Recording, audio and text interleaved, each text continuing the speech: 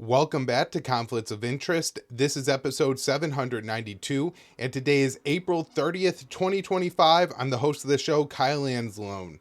We got quite a bit of news to get through on today's show, so I'm going to jump right into it. Just want to remind people to share the show. It's hosted at the Libertarian Institute, reposted on the blog at antiwar.com, YouTube, Rumble, and Odysee for the video version of the show. And of course, it is posted on my Twitter at Kyle Anzalone _. Additionally, I host the Kyle Anzalone Show every Monday and Wednesday at 4:45 Eastern. Today, I am interviewing James Carden, so come hang out in the chat, let us ask some questions, stuff like that. But be sure to subscribe to the Kyle Anzalone Show channel. It's the first link in the show notes page. Let's get into the news today. We're starting off with this article I wrote for the Institute on April 28th. Russia confirms North Korean soldiers fought in Kursk. So, Russian President Vladimir Putin confirmed that North Korean soldiers aided Russia's military's operations in Kursk. Moscow's forces have now forced all European troops out of the Russian territory. So, this was Putin's statement on Monday. Our North Korean friends' move was guided by a sense of solidarity, justice, and genuine camaraderie. We highly appreciate this and are sincerely grateful personally to the chairman of the State Affairs Committee, Comrade Kim Jong-un, as well as to the entire leadership of the people of North Korea. The Kremlin explained that the North Korean forces engaged in the battle for Kursk, a Russian region of Russia seized by Ukraine last summer. On Saturday, the Russian military announced its forces had driven Ukrainian soldiers out of Kursk. State media in Pyongyang celebrated the North Korean soldiers' role in aiding Russia's victory in Kursk. It's a source of pride for our state and great dignity for our people to have such excellent soldiers, KCNA reported. The victorious conclusion of the operations for our liberating the Kursk area is a victory of justice over injustice. At the same time, a new chapter of history which demonstrates the highest strategic level of the firm militant relationship between DPRK, North Korea, and Russia. So, Moscow and Pyongyang did not disclose the significance of the North Korean troop presence in Russia. The North Korean statement referred to the soldiers in Russia as subunits. And so I do think this is fairly in line with what I was saying on the show in the second half of last year, that it was not impossible and maybe even probable that North Korean soldiers were deployed to Russia, that North Korea had provided a good amount of weapons, and so there's a chance that these were helping the Russia to use the weapons that the North Koreans provided. There's a possibility that North Korea was planning on or had purchased some Russian weapons and wanted to have their soldiers get some battlefield training and experience using those weapons, or just general warfighting for the North Koreans, being able to engage in warfighting against Western weapons and military tactics, which is likely what they would be facing if South Korea or the U.S. ever launched a war on North Korea. And so I thought there was plenty of practical reasons for this to happen.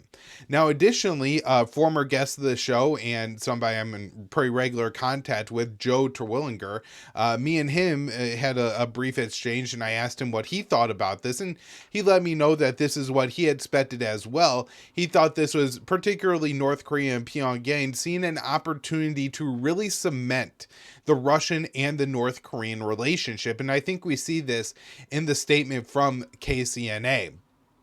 So it explained, on the basis of the analysis and judgment that the prevailing situation conformed to the invocation of Article 4 of the Treaty on Comprehensive Strategic Partnership concluded between DPRK and Russian Federation, Comrade Kim Jong-un decided on our armed forces' participation in war, informed the Russian side of it, and, in accordance with the agreement, issued the Central Military Commission of the Workers' Party of Korea to combat subunits of the armed forces of the Republic to annihilate and wipe out the Ukrainian neo-Nazi occupiers and liberate the Kursk area in cooperation with the Russian armed forces. Reports that North Koreans were fighting for Russia in Kursk emerged in the second half of 2024. According to sources speaking with Reuters, the presence of North Koreans on the battlefield is what led President Joe Biden to approve the use of American munitions in long-range strikes inside of Russia last November. No real reason to link the two, I think, other than Joe Biden was probably looking for an excuse to have that happen and saw the North Korean soldiers as one. But I think it was noteworthy that was the official propaganda. All right, moving on. Putin declares 3-day Ukraine ceasefire that will start on May 8th. This one from Dave DeCamp, April 28th, antiwar.com. So on Monday, Russian President Putin announced a 3-day ceasefire in Ukraine that would begin May 8th at midnight Moscow time to coincide with the 80th anniversary of the Soviets' victory against Nazi Germany in World War II. So the Kremlin statement explained, by order of the Supreme Commander-in-Chief of the Armed Forces of the Russian Federation, Vladimir Putin, the Russian side, guided by the humanitarian motives, announced a ceasefire for the celebrations of the 80th anniversary of the victory of the Great Patriotic War to last from May 8th Moscow time to May 11th Moscow time, the Kremlin said in a statement. So the statement added that the Russians expect Ukraine to follow the ceasefire, and that in event of any violations of the ceasefire by the Ukrainian side, the armed forces of the Russian Federation will give a proportionate and efficient response. The Ukrainian foreign minister criticized the Russian announcement, saying if Putin really wanted peace, he would declare a ceasefire immediately. And so, look, I don't think that this is a real olive branch by Vladimir Putin, a real step that is going to lead to the end of the war. I think this is mostly a propaganda play on his side. Now, I think there's a possibility that if Putin can really talk to the Americans, try to get Donald Trump to agree to maybe some additional steps to this ceasefire. So the Ukrainians abide by this ceasefire, but not only that, maybe we have some direct talks between Moscow and Kiev during that time brokered by the Americans or something like, right? And with the intention of extending this ceasefire. I think those would be the signs that this isn't just a propaganda move, but something similar.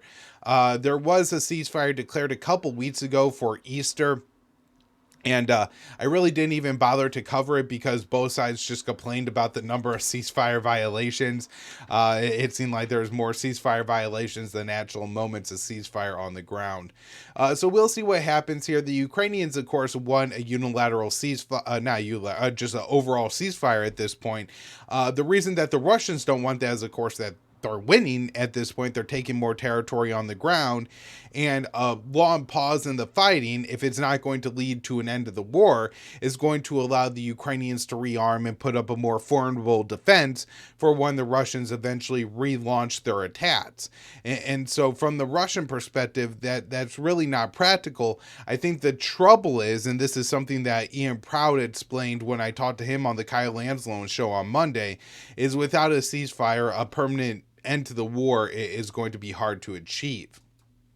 Now, this one here, Putin is committed to his hardline positions, it seems. And for as much as an American, I'd like to point the finger at the Ukrainians and Zelensky for not allowing this war to end. It's not as if the Russians are doing everything they can to make a deal. Moscow is still playing hardball on how they want this war to end. So this one again from Dave DeCamp, April 29th, antiwar.com. Putin continues to demand full control over 4 Ukrainian oblasts claimed by Russia as a condition of a potential peace deal, Bloomberg reported on Tuesday. The report said that President Trump's envoy Steve Witkoff sought to convince Putin to drop the demand and agree to a ceasefire that froze the current battlefield lines, but the Russian leader declined and maintained his demand for complete control of Donetsk, Luhansk, Kherson, and Zaporizhia. Now, with Luhansk, they do control, I think, about 90% of that oblast. And so if what they were asking for is the complete territory of Luhansk, you could think, oh, well, this is a fairly reasonable ask for Russia ending their offensive. It would seem that they would be able to take the all of Luhansk in the coming months if that was really a priority that they wanted to achieve. And so if they're willing to say, we won't take it on the battlefield, we rather have it at the negotiating table, that would seem a little bit more reasonable to me. Now, when it comes to the other oblast, Donetsk, Kherson, and Zaporizhia, we're looking at, I think, like 60 to 50% control on the Russian side. And so they're asking for some pretty large territorial concessions from the Ukrainians. Now, I think another piece to all of this, and one of the real reasons why I think Putin made a mistake when he decided to invade Ukraine in 2022, is I think the Russian side would rightfully point out that a lot of the people who live, even on the Ukrainian side of the lines in this territory, are ethnic Russians whose lives would, I think, very fairly be at risk if they were forced to live under a ethno-nationalist Ukrainian state, which I think we're likely to get in the future down the road in Ukraine because of the Russian invasion and the taking of this territory, which is, probably the most Russian-friendly populations in all of Ukraine. So, I'm not really sure how this is going to end. I think a frozen conflict along the current front lines seems maybe the most likely at this point. But then again, that sets potential for future conflicts as, let's say Andrei Belitsky and his Third Army Corps that he now controls decides after the war that they're really not done fighting, and that they go and they basically pit fights with the the ethnic Russian population that was left behind in Ukraine. And so Russia then says, oh, well, we have to, defend our ethnic brothers across the border. And this is an excuse for a future Russian invasion of Ukraine. So this is a real problem, the territory here, and I'm not sure how it's going to be resolved. I think from the Russian perspective, and people will say, well, the Russians aren't taking territory very quickly, and so there may be some argument that Ukraine could hold on to it. I don't think at this point the Russian goal is to take Ukrainian territory on the battlefield. I think their goal is to destroy, to weaken, and then eventually cause the collapse of the Ukrainian military to the point where there may be major retreats happening, that people may be abandoning their posts, that they're not able to get new military equipment to replenish, and at which point the Russians will be able to take a large amount of territory very quickly. And at this point, conducting a major offensive and taking a lot of territory is going to cost a lot of Russian lives and military equipment and bombs and money.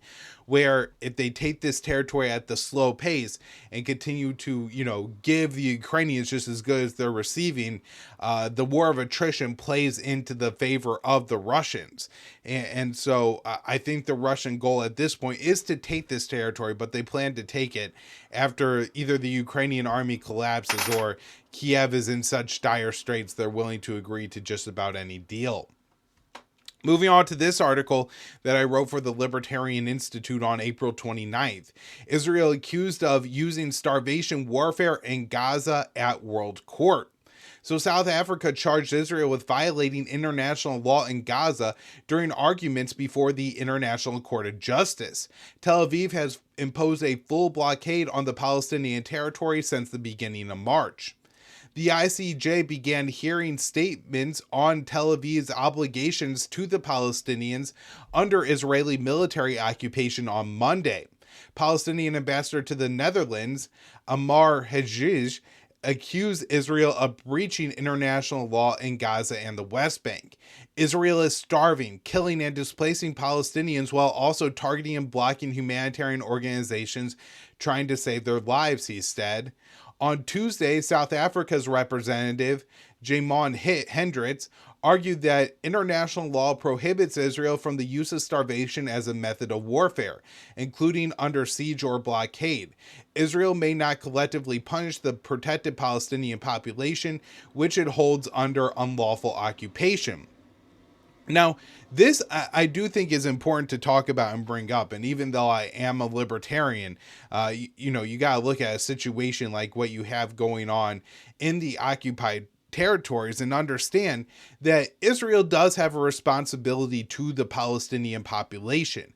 They have the monopoly on violence. They have full control. They could impose sieges. They can, either give you a right to build a house or take one away. They could kick you off of your property. They could bulldoze your home. They could kill you or arrest your children with almost no repercussions. And so because of this, because of the Israeli control of the Palestinians, they are effectively the government there, and they have an apartheid state. And so that's why I think these arguments, and there are some Israeli obligations to the Palestinians, even though the Palestinians would like to have their own state. So the South African representative continued, Israel has deployed the full range of techniques of hunger, starvation, perfecting the degree of control, suffering, and death that it causes through food systems, leading to this moment of genocide, despite the horrific attempts by Israeli officials to characterize them as otherwise. Palestinians are human beings. On March 2nd, Israel broke a ceasefire and hostage agreement with Hamas by imposing a full blockade of aid and goods into the Strip. Supplies of food, medicine, and other goods have plummeted, with aid groups worrying that shortages have thrown parts of Gaza into famine. The ICJ hearing are a result of the UN General Assembly vote that called on the World Court to at least examine Israel's obligation to the Palestinians. Israel is not issuing a defense to the court, effectively boycotting the hearings in protest. Representatives from Saudi Arabia, Algeria, Bolivia, and Colombia all accuse Israel of violating international law. The hearings, which kicked off on Monday, are expected to last 5 days. Other countries, I'm sure, are going to offer condemnations in the coming days. And then there were some other countries that gave statements, such as Brazil and Spain, that were critical of Israel without rising to the level of accusing them directly of war crimes. So that Israel is conducting a genocide in Gaza and using starvation warfare has been openly discussed by top Israeli ministers since the start of the conflict. Defense Minister Israel Katz and Finance Minister Bezalel Smotrich have opened an office within the Defense Ministry dedicated to resettling Palestinians outside of Gaza. And so this would be like a country saying, oh, we're not, actively conducting a genocide, or we don't actively have slavery, and they have a department of genocide, a department of slavery. Like, obviously, they have a department within their ministry dedicated to removing the Palestinians from Gaza, ethnic cleansing. So in October, several members of the Knesset, including 10 from Prime Minister Benjamin Netanyahu's Likud party, held a conference plotting to resettle Gaza, meaning to kick out the Palestinian population and replace them with Israelis. And then last week, National Security Minister Itamar Ben Gvir met with Republican congressmen in the U.S., and they discussed bombing food stores in Gaza. Ben Gvir wrote on X, I had the honor and privilege to meet with senior officials of the Republican Party at Trump's Mar-a-Lago estate. They expressed support for my very clear position on how to act in Gaza, and that food and aid warehouses should be bombed in order to create military and political pressure to bring our hostages home safely. Now remember, if it was just about the hostages, as Ben Gvir says, and obviously Ben Gvir knows this, Hamas has offered to release all hostages in exchange for a permanent ceasefire. So aid agencies say food stores are largely depleted, and many Palestinians are surviving on one meal a day.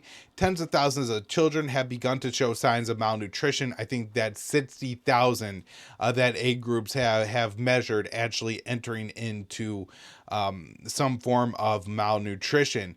And so basically what aid agencies have said is that they've distributed all the food they have in their stores, and there are some meal kitchens that are currently still serving, but they are expected to run out of food in the next few days.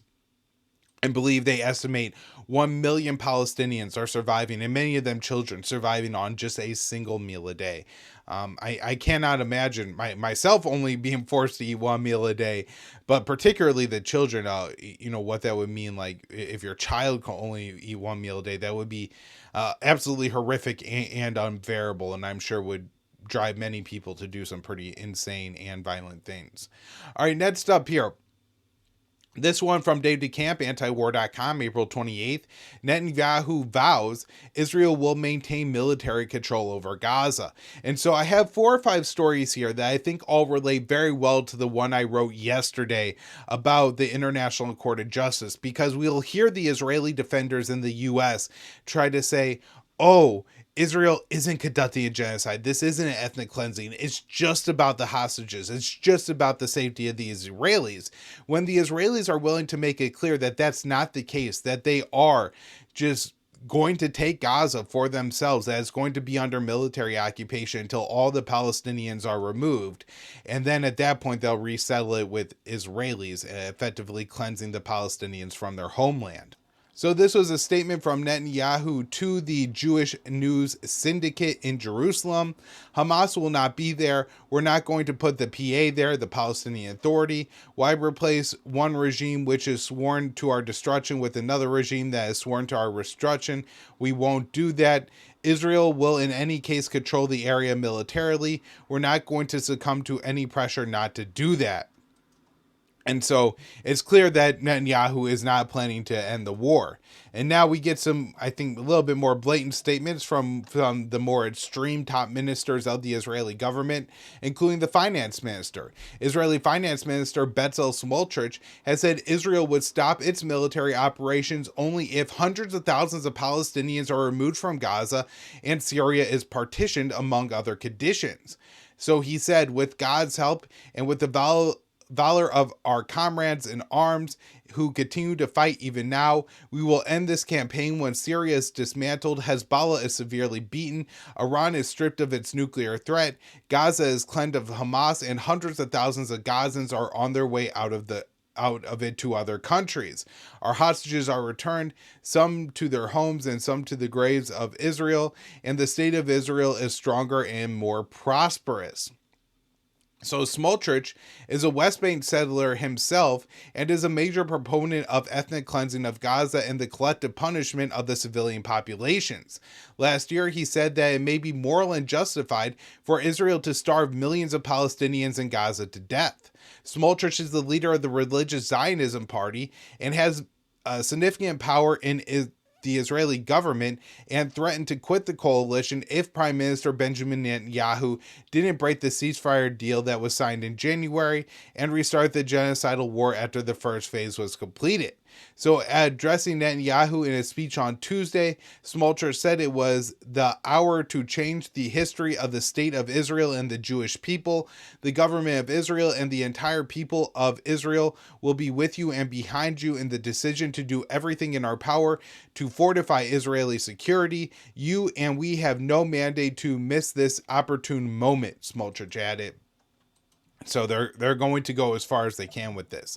Next up here, Israel's Ben Gvir meets with 4 GOP lawmakers on Capitol Hill. So I mentioned Ben Gvir was recently in Mar-a-Lago meeting with some Republican leaders, and it was just, rubbing his hands together and talking how much he was so excited about he was going to get this opportunity to bomb the food and have the support of Americans to bomb food. The food that's going to prevent little babies from starving to death. That's what he wants to bomb.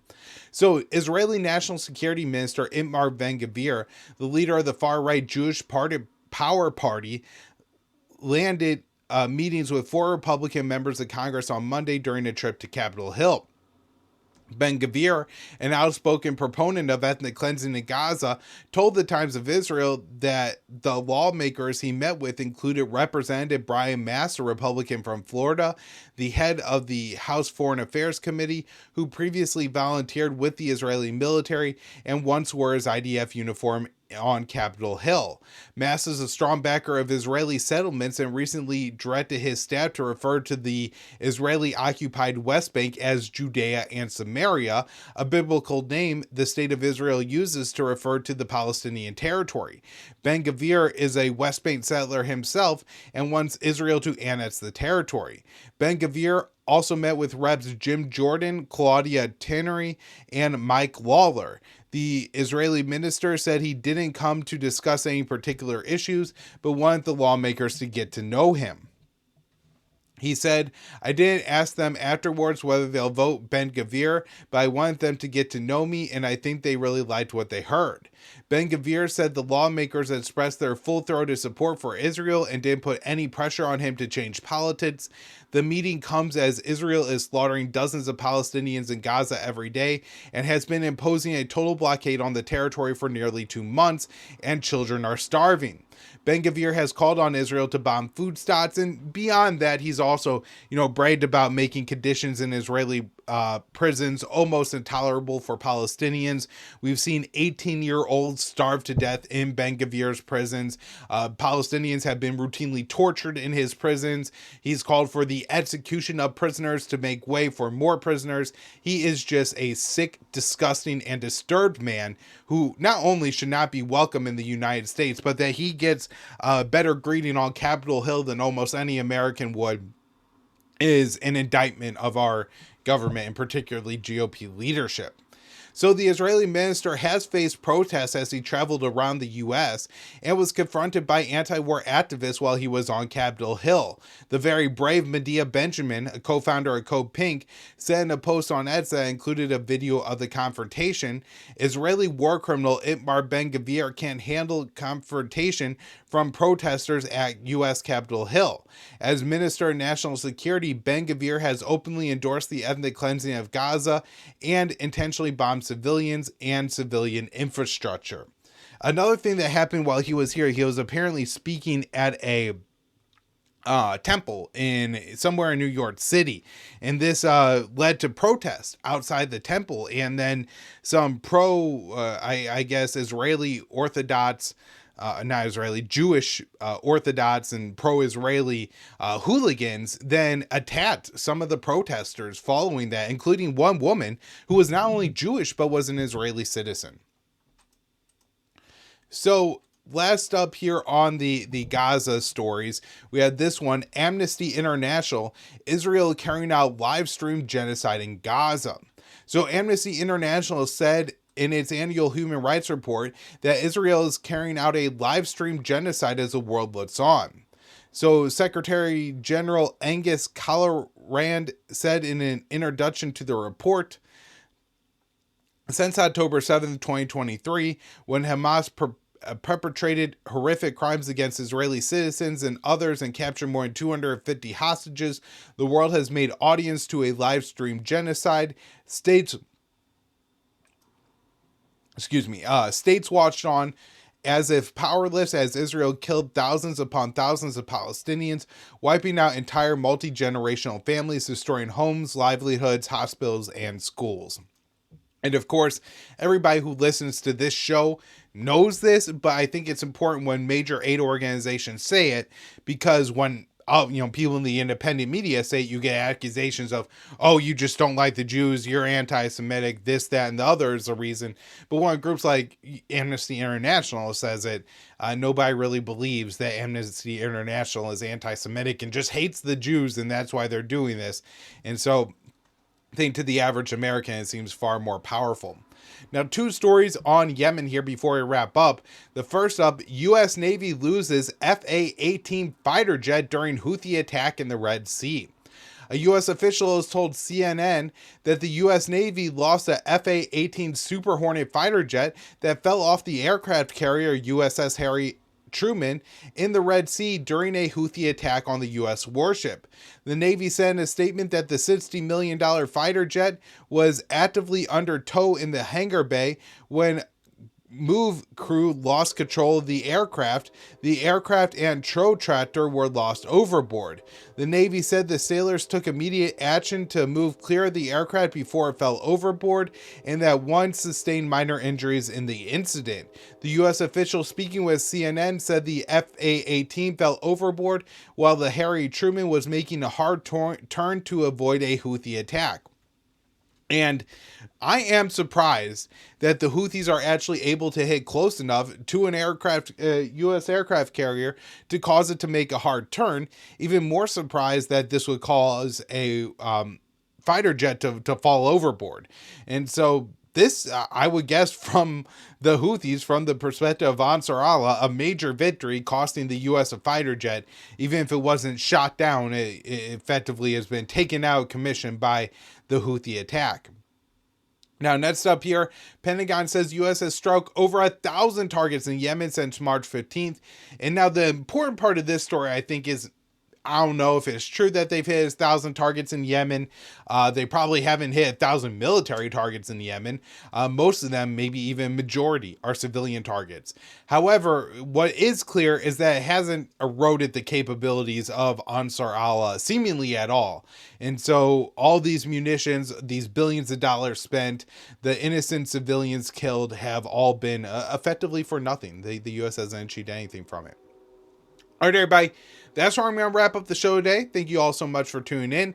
We'll be back with another episode of the Kyle Anzalone Show today, Wednesday, April 30th at 4:45 Eastern. I'm very excited. I'm interviewing James Carden today. This is somebody who I've read a lot, who's really helped me to understand a lot of world events. And so I have a ton of questions for him, ready to fire them off and ask him those.